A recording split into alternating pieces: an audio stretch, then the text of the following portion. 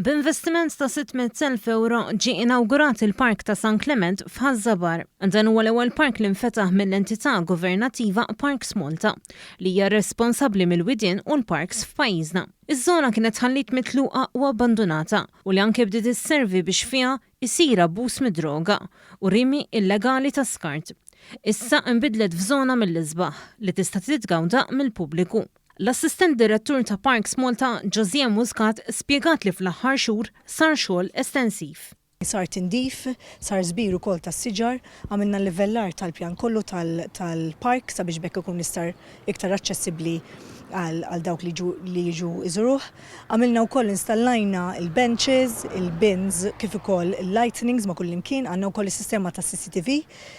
U għamilna wkoll l-installazzjoni tal-logħob għat-tfal kif ukoll bnejna binja sabiex isservi għal servizzi. Madwar 40 tomna ta' art dan il-park se jkun wieħed mill-akbar fin-naħa t'isfel ta' Malta.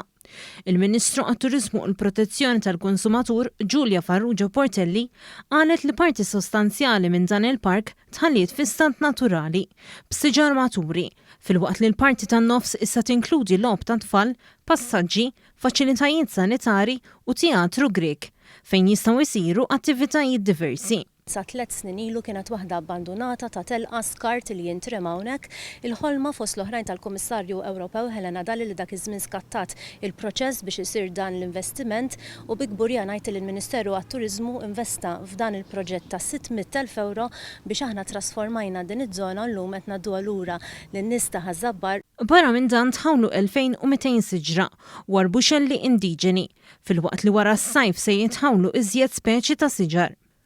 Minnaħa tiegħu is-Sindku Jorge Grek qal li l-isem għal dan il-park kien ispirat mis-sur ta' San Clement, tefa ta' ġebla il-bot.